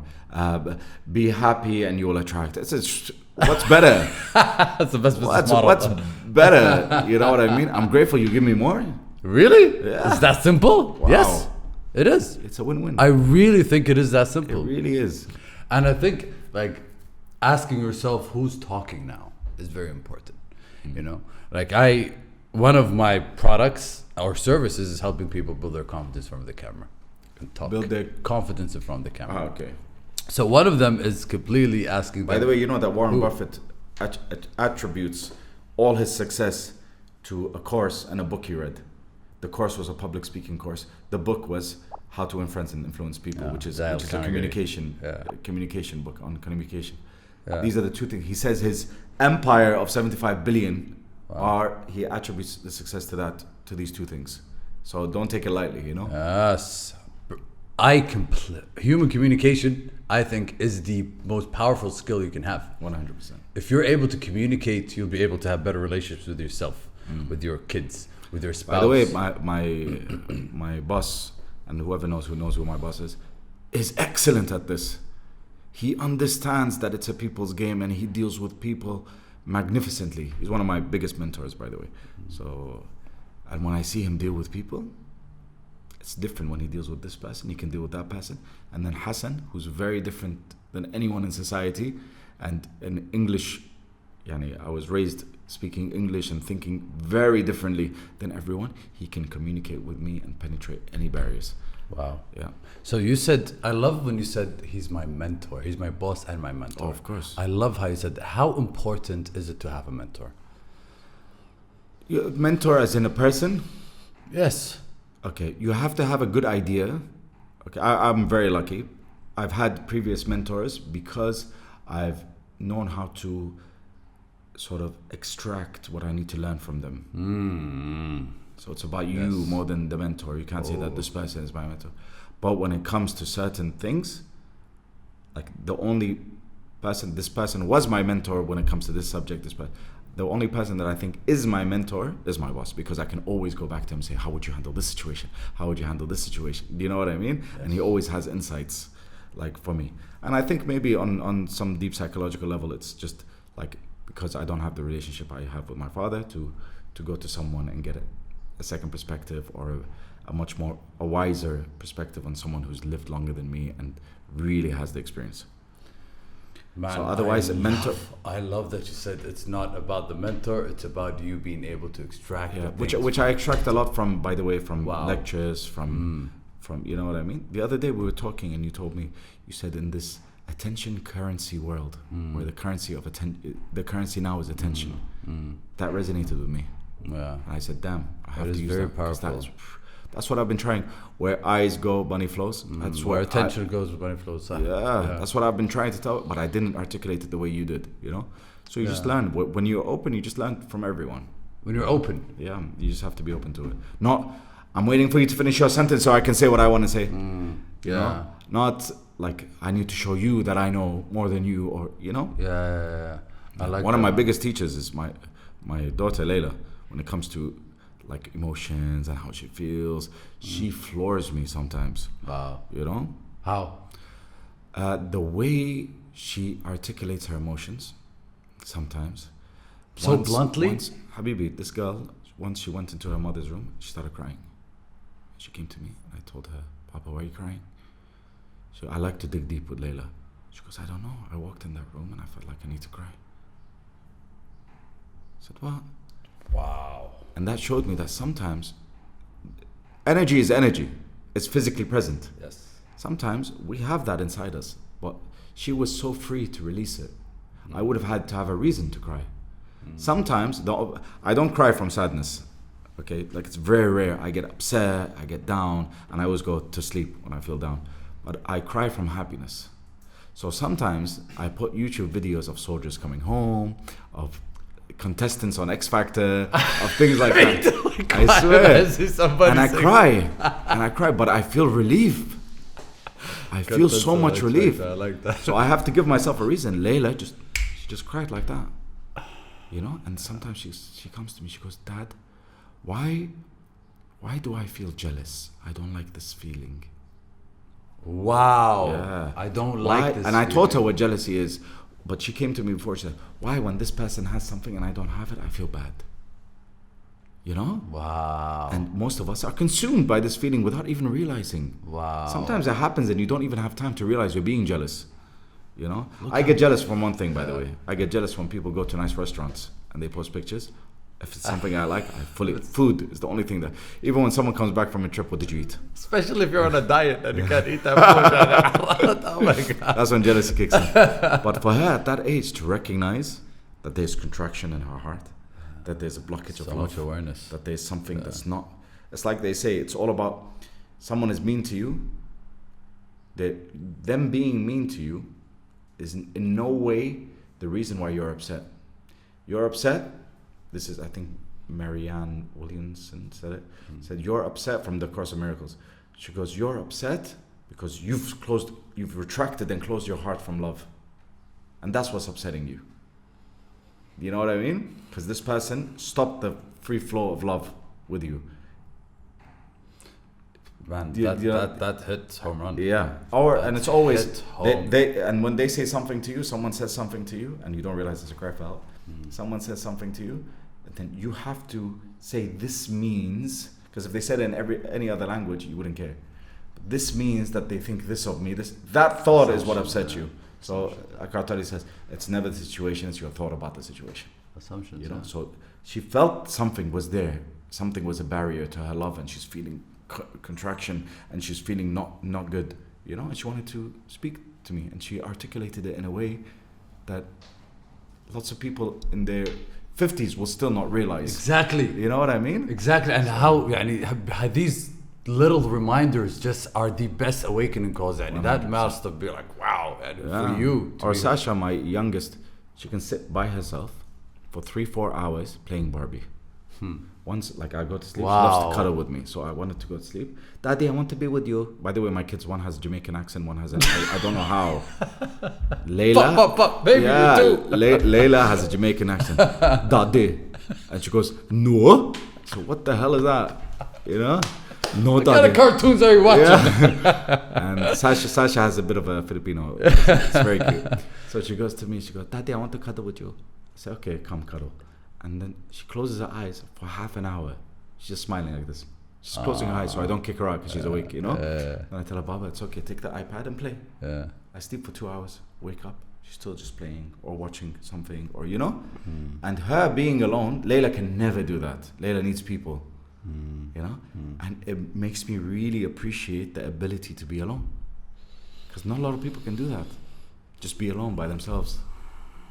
It takes a lot. This arena has to be a very happy place to be in. Ooh. You know what I mean? Ooh, I like that. The other day, someone wrote, it's all fun and games until you leave the house without your AirPods and actually have to listen to your thoughts. Boom. You know what I mean? When you're by yourself with yourself. Yeah. It's like solitary confinement. It's 100%. The worst place. 100%. Because you're with your own thoughts. And if you don't have a good relationship with yourself. Done. Yeah, and man, like you spoke about so many points, like while you were talking, I was like, damn, I want to talk about this and this and this. One of them is when you said a place of crying for help or love. Because I was defining, or at least trying to define, what does love mean? Is it a trick of nature for us to procreate? Is it, I eventually came to this. Can I ask you a question just before we get started? Go for it. What benefit do you have to answer this question? Well, I like... Does love feel good? No, of course it does. It feels amazing. I came to this conclusion where, there's a lot of philosophical questions that your brain enjoys entertaining for you to just get that. Okay, that's a different story. So, for example, love, I realize that it's a frequency that we consciously choose to tap into, and it's infinite. So you can definitely choose before coming and sitting with Hassan, you can choose a frequency to tap into, which means I believe that there's no such thing as being authentic. And even Seth Godin, one of my favorite philosophers, marketers, talks about being authentic. He says, if you want to come to the office naked one day and say, I'm being authentic, that doesn't make sense. He says being authentic is being consistent with the promises you make to people. So if I'm nice to Hassan today and tomorrow I'm not nice, that's not me being authentic. So being authentic is me being nice to Hassan. Being unique, it's the difference between being unique or being different. Being authentic is consistent character that, or what you feel is right, you're consistent with, or what exactly your values, not your not the people, because Hassan is different when he's around his daughters, when he's in a meeting at work, but he holds the same values. Understood. That doesn't mean that he's not inauthentic. So that really landed with me. It made sense, and it gave me permission to be different aides instead of having to be the same aide around everyone, which I at least had the misconception of that being authentic, Understood. Yeah. And it's beautiful. A lot of people, by the way, link that to their ego also. When I just say what I feel, or you tell them something and they say, I don't like it, but I'm just being honest. What does that even mean? Shove it up your ass. There's a way to say things. Sometimes the more blunt they are, the more honest they're being. No, there's a nice way to say anything. Exactly. Someone says something, if I don't like it, I'm not going to tell them, it's not nice. That's being honest. No, I'm not, because it's my opinion. So I say, for me, I wouldn't wear it. It's my opinion. Maybe someone else will like it. There's a way to talk. You know what I mean? So the authenticity you talk about, the fake authenticities. I am honest with everyone. This is me. Yeah. Okay. So you've been in the space of being your own boss, to knocking door to door, to having a boss again. How has this journey been for you? Okay. First of all, it's been fantastic. Every part of the journey serves its purpose, which I continue to grow, I continue to love and enjoy. And then, is that a comb? Yes, it is. Fantastic. For your Sandalwood. epic beard. Sandalwood. Yeah. So then, so my journey, I would say, knocking on doors served the purpose of me sort of dispelling the ego I have around work and understanding a lot of principles when it comes to success, because failure always is a teacher of success. And then KOC wasn't for me. It was a social thing. We go every day, we're just eating, chilling, this. They give me accounting work for 5-6 hours. I could do it in half an hour, then I chill for 5-6 hours. But the fact that I didn't ask, at the beginning you ask for more, because I'm gonna change the system here. Everyone is gonna, but then when you realize that the system is not gonna change, I just do my work. But I'm very competent, thank God, touch wood. I'm very competent when it comes to work. Like I finish things quickly, especially accounting, it's just systematic, Then out of nowhere, I've tried to open businesses, but things get in my way. And I'm very sensitive to that. If things don't flow and I don't feel like it's right for me, I'll stop. And that's been my biggest savior. Nice. Because lots of people, they love the idea of being an entrepreneur, even if the business doesn't make sense. Like a entrepreneur. Yeah. What did I say? No, like a entrepreneur. A entrepreneur, yes. So they love the idea, we're going to do this, or they're really delusional about their idea.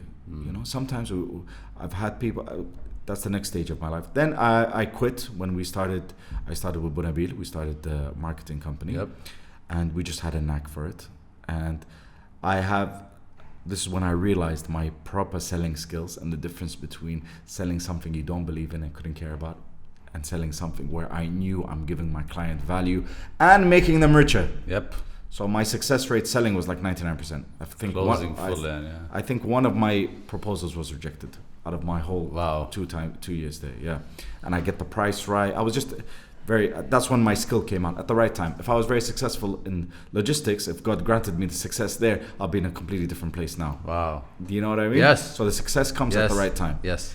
So, but I took, people say, also I just want to add, people say that, oh, you quit KOC, one day I'm going to quit just like you and follow my dreams. But no, I only quit when things aligned for me to quit and the money was there coming from the side, you know. And for me, not only because I have a responsibility, I can be as much of an entrepreneur as I want, I have a family to feed, you know. So I was making money and the quitting was so easy. It didn't feel like a risk. I was very in tune with it. It felt it was the right thing to do.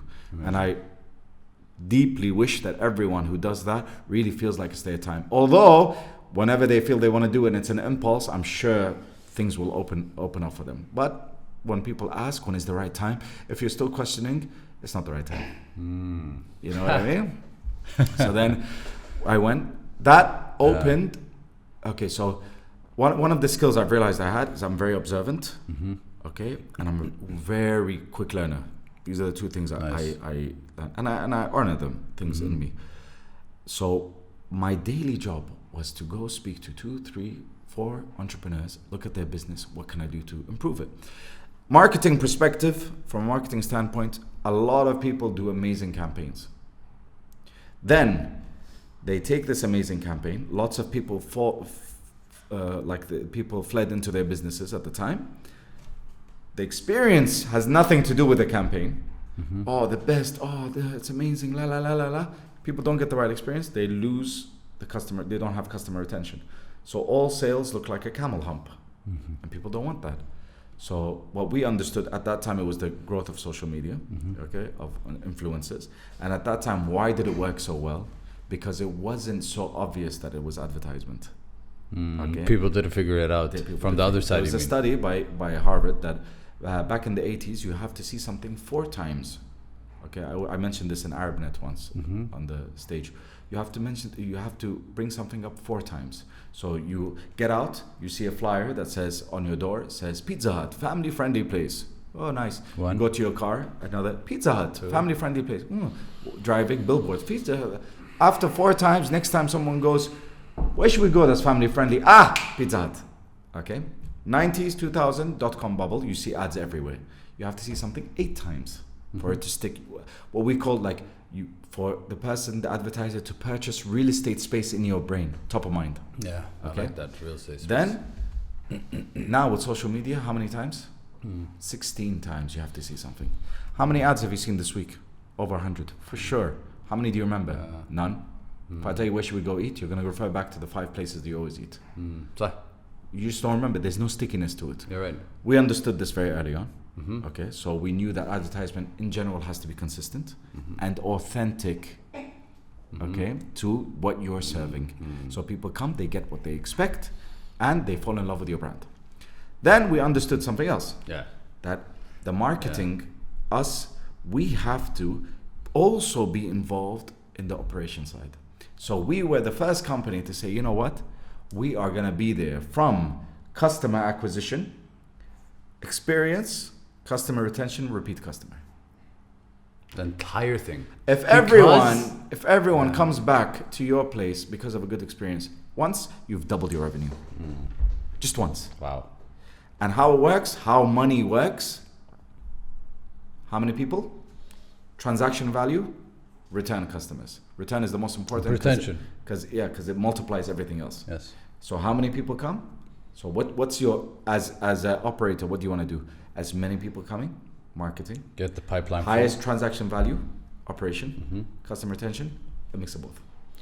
But do you think people don't realize that? Because I really realize that it's not about the clients you gain, it's about the ones you maintain and how can you keep them. And the retention is a big problem people are facing here. So many of us have applications on our phone that we downloaded that we never used. So much competition. And so much noise. And you're only so limited. So you really have to, competition brings about edge. So the more competition, the more edgy you have to be. Yes. And it brings about talent and it brings about innovation. Yes. So competition, and it reduces prices. Margins are reduced. So sometimes, even now with these low margins, and by the way, people, no matter what people say, if they say Kuwait, the purchasing power is immense here, it's amazing, no matter what, people are price sensitive. People are price. And who understood that perfectly and had, for me, the quality, the service, and the price? Pick. They got it perfectly. Yeah. I'm still astonished. Sometimes I buy 2-3 people, I pay less than 10 KD. With a really good product. Yeah, Pick is covering a bunch of products. And it's very authentic. Because they keep the promise they promised you in the beginning. So you said it, like when you promise people something, like when I go to a coffee shop, this coffee shop promises me a calm space, a beautiful cup of coffee, and I smile when they're giving me that coffee. So that promise, I know that they're going to deliver and keep that promise every time I go there. 100%. So that's something that's very important. But what I think is that when you know how much Hassan is worth in 2 years, I won't mind being in the minus even to acquire Hassan. Understood. So you won't be afraid to spend money on marketing. 100. And I really realized that, Anna, the first. But that also comes to another point, which is businesses these days have a shorter lifespan. And business models too. With shorter business models, they have to. Yes. Because if I want to break even in 5 years, the trends changing as much and people shifting from one thing to the other happens so fast that my exit needs to be in 2 years. Wow. You know what I mean? Wow, Because now even in Kuwait, people can break even, and lots of our clients, and not even with our help, but lots of people break even within 3 to 6 months. You're talking coffee shops, restaurants, and stuff, and then they lose all their cash trying to regain the hype they had at the beginning. You know, wow, that's but it's a very short lifespan because then they'll be empty. Do you know what I mean? And I do know that's very true. Wow, man, that's so a even my lease, point. I wasn't signed more than a year. That's a beautiful point. Yeah. It doesn't have to last for 5 years. Unless the way, and this is, by the way, this is what I'm saying, this is the general now, but there is a way to have a lifelong business, which is a business that adapts, which is like Pick. They keep adapting. What's the thing that made them big? Everyone says pistachio sauce, but then they've adapted. Constant flavors, vegans, constantly want to go, constantly paleo, and they have their whole nutrition list. They're really targeting everyone. Nice. But you make someone fall in love with your brand. Harley Davidson. Made outsiders into insiders. People tattoo Harley Davidson, a company name. You tattoo it. Although they don't sell the best bikes. It's a lifestyle. It's a lifestyle. There's something about the bike. Yeah. I drove a BMW the other day. It's like driving a spaceship. But I like my Harley, which is loud and gives me backache. And when I tilt it, it wants to drag me down to the ground. Wow. I love it. I love it because it's a lifestyle. It's the noise. It's like Ferrari and Porsche. You know, Ferrari, the noise. It's disturbing when you're sitting with someone. You really can't hear anything. You know, yeah. But you love it. You love that rawness. It's part of owning a Ferrari. That's what they're selling. Yeah, but that needs a whole different set of skills, and that needs. You need to be there for everyone. Like a coffee shop. Why do you love Starbucks? Because they're everywhere with you. You know. Anyways, that's not our point.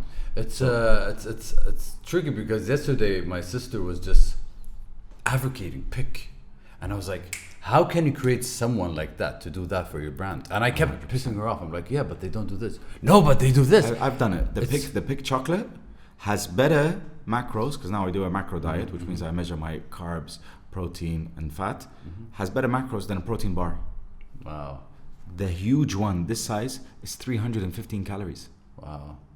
So of course, anyone I see with a protein bar, you're an idiot. You can enjoy something that tastes like ice cream, chocolate ice cream, this big. Which, by the way, in honor of it, today is the last day. They're gonna change the flavor. So that one here, but the Pro Series in general, they have amazing macros. So I'm there telling people all the time, and then we started bringing to the Douaniya and stuff.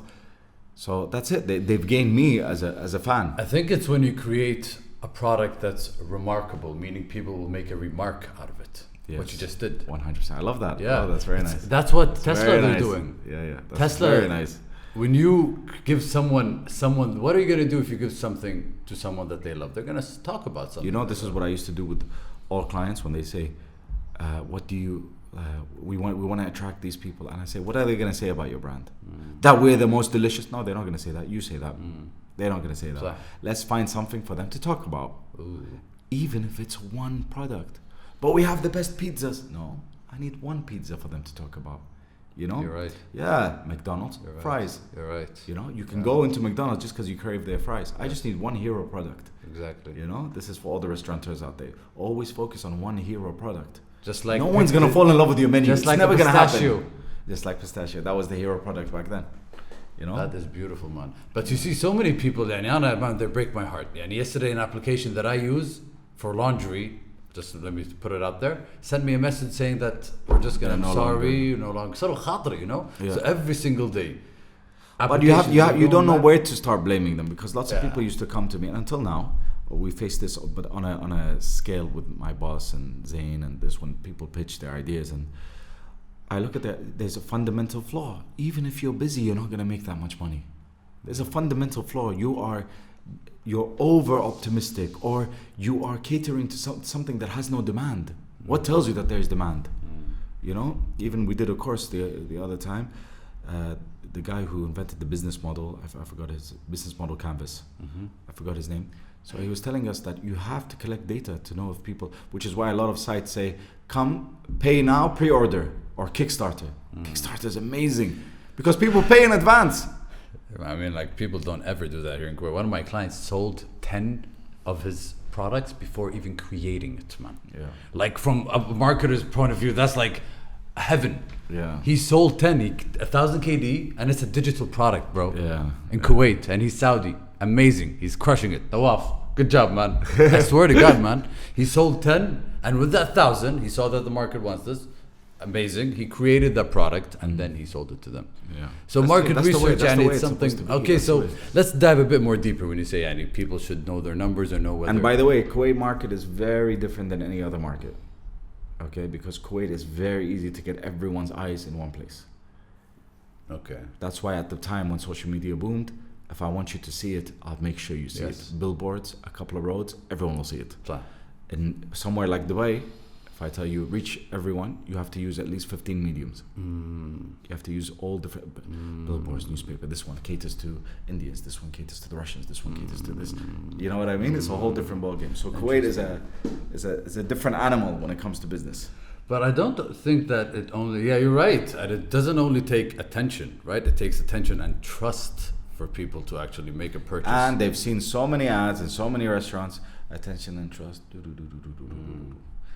Yeah, man. So when it comes to the and back in the day, so I'm so sorry to cut you. Go for it. But back in the day, when I was saying how you need to see something consistently, back in the 80s and in 2014 when the study was made, one word of mouth was all it takes for you to try something. So when the first influencers came and said, we love this, people understood it as word of mouth. That's why they flock to it. And you feel like you relate to this person. I watch them, what they do every day. So if they tell me, I trust them. Now, that authenticity is very minimal. Although some people are very authentic. But the authenticity in general is very minimal. And the effectiveness of, like the other day I mentioned someone, before, back in the day when we used to get stopped and, oh my God, let's take pictures with you, which I loved, by the way. At that time, if I mention someone, one or 2,000 followers they get easily. The other day I mentioned someone, 70 followers. You know, that's very interesting, man. That's very, very interesting you say that. Even when you have to see the ad more than one time for us to make a decision, I completely believe in that, especially retargeting. That's something that is used for that reason, for Hassan to be in a certain state to make a purchase and take action.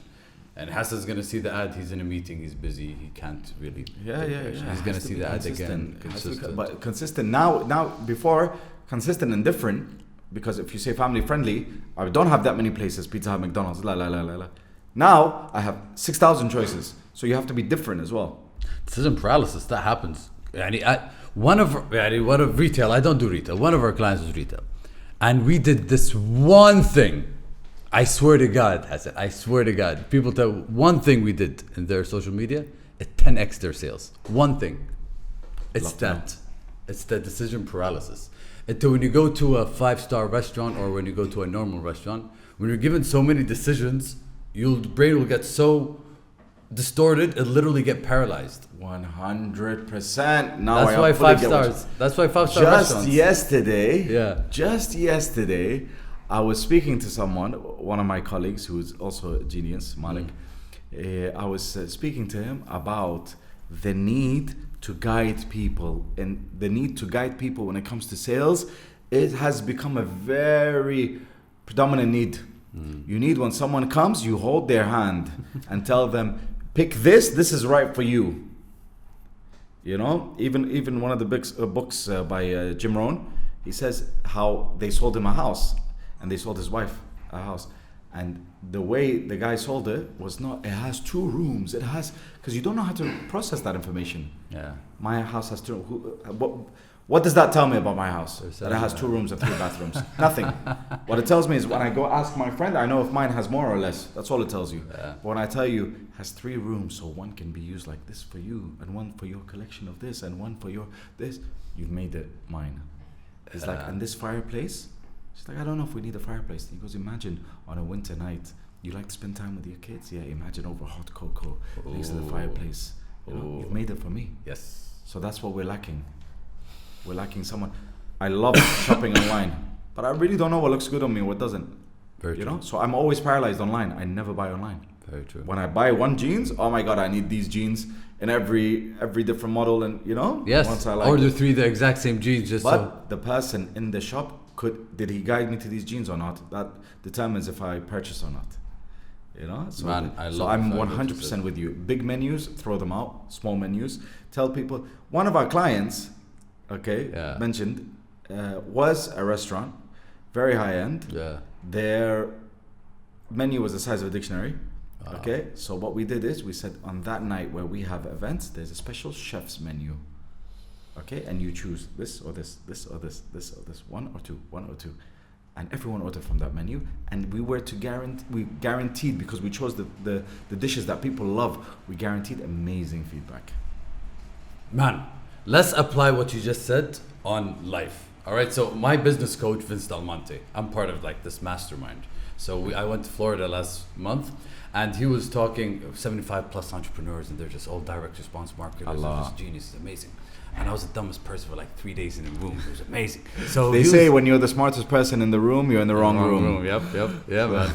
So he was really, really talking about how having one product, one traffic source, and just being very, very clear, one lead generation, for example, and having just being very clear in your services. So me, I have 3 sources of income, very clear, yani.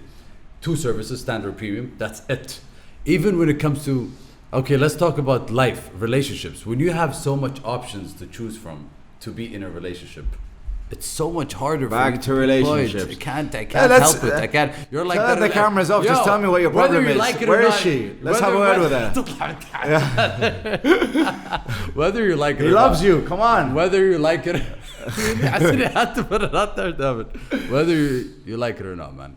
Like in Kuwait, Hassan is known for being a successful entrepreneur, for being a great dad, for being a great someone who is able to not just portray a good relationship, but actually have a good relationship. This is your opinion. That's my opinion. That's what I'm saying you're portrayed of, you know? In my opinion. But another person with his ego, or another person who just has a different opinion, can say someone who is very weird, tatted up, you know, doesn't belong in society, thinks it's all about being an entrepreneur, doesn't really have a career, you know? His family are all over the place, evil eye everywhere. You know what I mean? That's very true. That's why I think all those things, because I would want to think all those things, and they're true to me, and I'm always improving, and I'm trying to improve, you know, and that's why I cannot consider anyone else's opinion. Sometimes I do, like when I go to meetings, I cover my tattoos, but this is me. These are all reminders of me being true to myself, you know, because when I look at everyone else and no one has these, I have them. You know, I'm the only one that looks like this. That's the only thing. I can't see my own face. It's different from everyone else's. I can see my hands. They're very different. You know? It's a very interesting perspective to see it that way. And it's very true, man. Like, I think that it's really courageous for anyone to be able to, people who do things, even let's go back to marketing. It's about knowing first people you don't want to serve before people you want to serve, and 100%. Shuffle them up real quick. 100%. Bro, what I did was I speak to entrepreneurs on a daily basis. So I know every ins and outs. Of course, I worked with entrepreneurs, all small businesses, and I make them. Our average was, you can put this on the camera. Our average was 3x any sales. Wow. That was our average. Wow. So really, because, wow, that's amazing. And Okay, so we're just gonna go for another 10-15 minutes, then we'll wrap it up, guys. I'm just all juiced up. I want to ask you a bunch of questions. Seriously. Wallah Sajman. My fuel is finished. Wallah Sajman. Like, no, when it comes to like 3xing and so many, I don't want to, okay, I might throw the bomb. But when it comes to marketing agencies here in Kuwait, do they actually care about sales? Like, do people actually tell you, is this working for you? Are there sales? Because so many of... Ask the marketing company, are they asking for your sales? But is it something that usually happens here in Kuwait? Do they ask these hard questions, or they just want to? The company, you pay them to, usually a marketing company is paid to create a campaign for you, or you use them to sort of, okay. However much marketing companies are amazing, okay, I am a true believer that people should in-house marketing. Okay, I know sometimes it could be one person, sometimes it's a whole team, because what you're marketing needs to be the soul of the business, which is lived by everyone in the organization. This is very generic. I'm just telling you very generically, you know? So that's why I told you, for us, we had to be involved in the operation side. It was a must. You don't let us be involved, we will not market it, because our name goes in it. Because I go there personally and I say, hey guys, come. Wow. It was a must, which a lot of people couldn't let us do because they're entrepreneurs and they, no, I'm the one operation, la, la, la, la. You know what I mean? So this was part of it. But otherwise, all the marketing and the in-house, the staff, the team, they all need to be properly aligned. So when you say, I have this product, go market it for me, the way you approach the company was wrong. The marketing company. Yeah. They're not going to turn down your business. They're going to want your money. Of course. They're going to say, okay, we'll market it. You want Google, this. We think, and then all their information is outdated. Okay, because you really, when it comes to marketing, you need to be there. That's why we're seeing same repetitive now. All the billboards, one thing, and then they change. Teaser and this, and teaser reveal. You know. So that's why when you know the company, you'll know how to translate what they want in a very creative way. Boom. And humanizing, I think, is very important. 100%. Yeah, it's I love you so much. Thank you for having me. I'm exhausted. Hassan, we do this weekly. I haven't talked this much since. I haven't had this long of an episode, Sarah. This is 1 hour and 50 minutes. Hassan, thank you. Would you say it's your favorite episode? Second. it is. I said 3 episodes are my favorite صراحة. Really? هذه خلاص no ethics كلش بالسالفة. Even if I tell you يعني. No, seriously, man, Hassan, thank you so much صراحة. This episode, my absolute pleasure. I really enjoyed it. It's a win. It's a win. It is a win صراحة. Honestly, I love having these juicy conversations. And I have a feeling we're going to work together in the future. Inshallah, man. I would love to صراحة. Yeah. You're an amazing guy. You're such an inspiration. I want to just acknowledge you. Please. Without take you seriously. I want to acknowledge you without looking at you. All right, I want to acknowledge you, man. Wallah, you're an amazing person to me. I remember 3-4 years ago.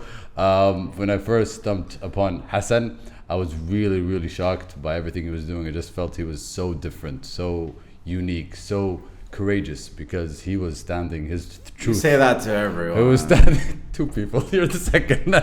He was so courageous, and I admired that. And here comes the day where I meet Hassan finally. And like he said, everything happens for a reason.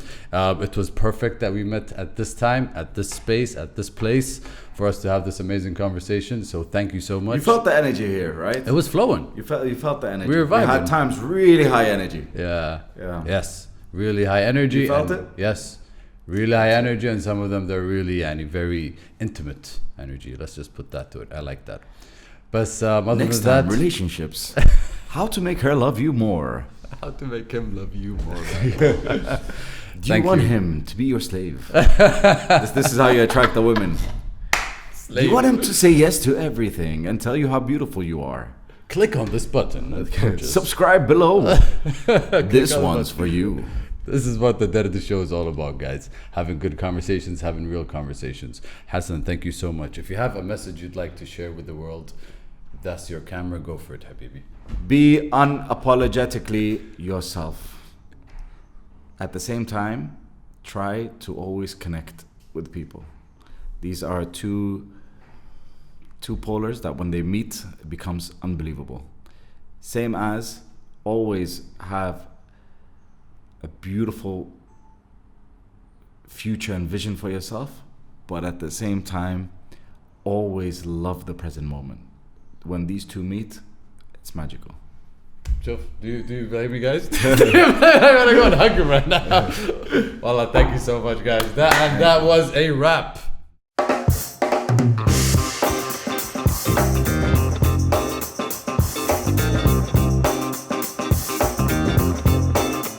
It's gotta be against the law to look this damn good. Watch out now.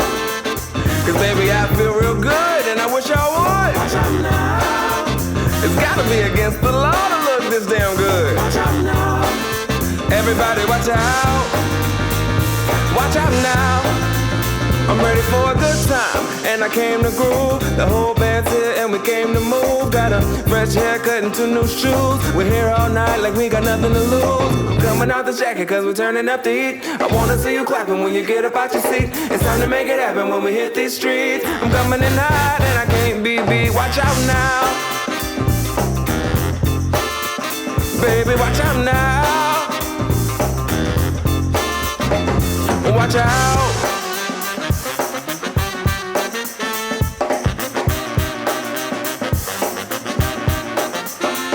I'm on the move, I'm going up. I'm a man on a mission with no missions and I'm looking for love. Oh, I'm just looking for love. It's gotta be against the law to look this damn good. Watch out now. Cause baby, I feel real good and I wish I would. Watch out now. It's gotta be against the law to look this damn good, baby. Watch out now. Everybody watch out. Last call for some alcohol. And don't forget to tip. The sun went down, but we still rolling. The band's still going, playing all the hits. I can't stop now, too legit to quit. I'm coming out the jacket, cause we're turning up the heat. I wanna see you clapping when you get up out your seat. It's time to make it happen when we hit these streets. I'm coming in hot and I can't be beat. Watch out now. Everybody watch out. Watch out.